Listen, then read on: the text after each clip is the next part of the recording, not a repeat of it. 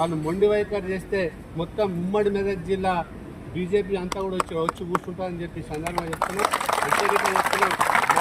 మా కార్మికుల న్యాయమైన కోరికలను వాళ్ళు ఏమడుగుతారు, మాకంటే కొత్తగా వచ్చిన వాళ్ళు కంప్లైంట్ చేస్తారు, మమ్మల్ని ఎందుకు కంప్లైంట్ చేస్తలేని అడుగు.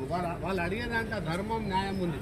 కాబట్టి మేనేజ్మెంట్ కనుక ఇక్కడ 8-10 ఎకరాలతో అయిన కంపెనీ ఇలా 115 ఎకరాలు అయింది. మొత్తం ఈ ప్రాంతం అంతా కూడా పొల్యూషన్తో కూడుకుంది. అతను ఒకటే అడుగుతున్నాం, వీళ్ళ పొట్టగొట్టి వీళ్ళకి విషవాయువు ఇచ్చి వీళ్ళ పిల్లలకు విషం ఇచ్చి ఈ కంపెనీ ఇక్కడ చేస్తున్న పద్ధతి బాగాలేదు. ఒకవేళ మేనేజ్మెంట్ కనుక దిగొచ్చి చర్చలకు జరిపి చేయకపోతే మేము దీన్ని కంటిన్యూ చేస్తాం. ఉమ్మడి మెదక్ జిల్లా భారతీయ జనతా పార్టీకి ఛాలెంజ్గా తీసుకొని మొత్తం ఉమ్మడి మెదక్ జిల్లా మా పార్లమెంట్కి సంబంధించిన 2 జిల్లాలకు సంబంధించిన మొత్తం కార్యకర్తలు డిమాండ్ అడుగుతారు. ఆ డిమాండ్ గవర్నమెంట్ వచ్చి చర్చలు జరపాలని చెప్పేసి సందర్భంగా డిమాండ్ చేస్తున్నాం. కార్మికుల ఐక్యత.